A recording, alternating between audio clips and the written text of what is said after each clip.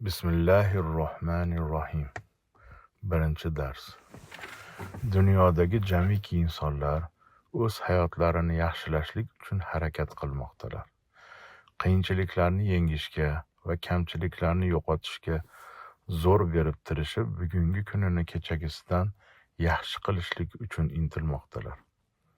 O'z hayotini yaxshilashlik uchun intilish barcha insonlarga xos bo'lib, yashashlikdan asl maqsad ham shudir. Ammo ayni bir maqsadga erishmoqlik uchun insonlar turli xil harakat qilmoqdalar. Insonlarni hayotiga e'tibor berib qaralsa, ba'zilar hayot qiyinchiliklarini yengishni moddiy boylik bilan bog'liq deb biladilar va boylik orttirish yo'lida turli xil harakat qilmoqdalar. Haqiqatdan ham inson hayotining yaxshilanib borishida moddiy boylik ham o'ziga xos ahamiyatga ega. Chunki inson tirik ekan, u uy-joy, kiyim-kechak va kerakli uy-ro'zg'or buyumlari kabi moddiy narsalar bilan munosabat qilishga majbur. Hayot uchun zarur bo'lgan moddiy narsalarsiz inson hayotda xotirjam yashay olmaydi. Axir issiq kiyimsiz, uy-joysiz, sovuqda qolgan inson qanday ham xotirjam bo'la olsin? Shuning uchun ham ko'p insonlar hayotda savdogarchilik, dehqonchilik va hunarmandchilik qilib, kerakli boylik topish uchun harakat qilmoqdalar.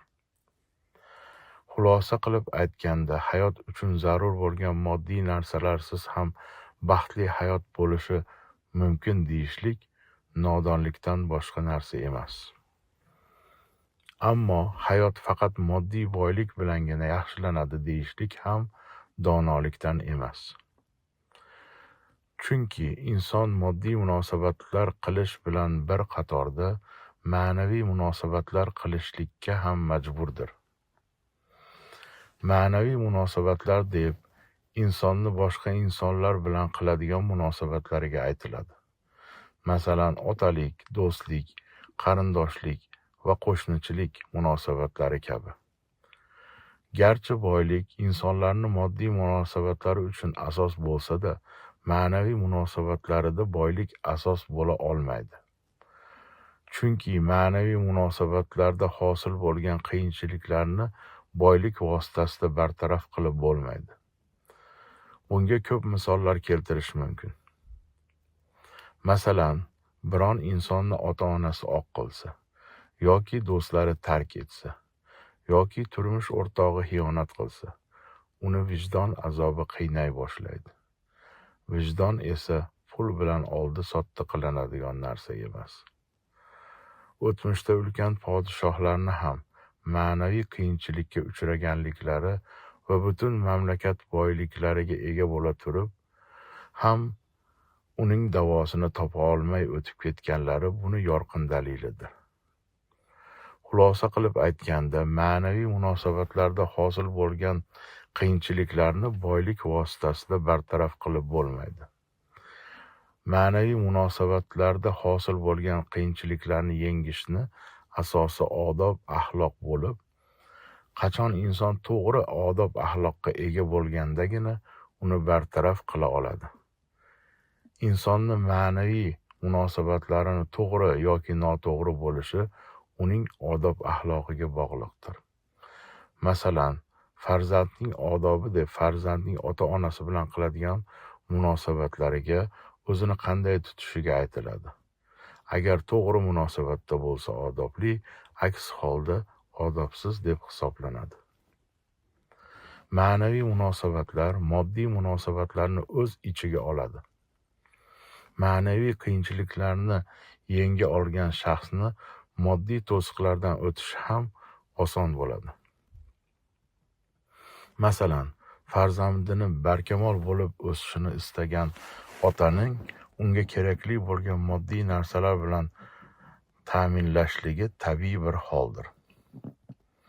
Shuning uchun ham bugungi kunda ko'p insonlar o'z hayotlarini yaxshilashlik uchun jamiyatda katta lavozimlarni egallash, tanish bilishlarini ko'paytirish va obro' e'tiborga ega bo'lish uchun bor kuchini sarflamoqdalar.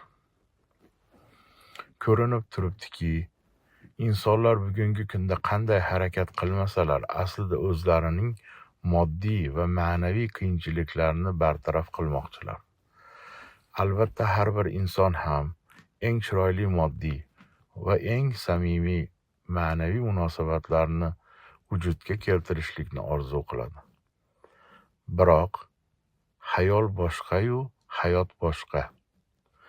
Agar hayot insonlarni xayollariga mos bo'lib qolganida, yer yuzida bironta ham iztirobli inson qolmagan bo'lar edi.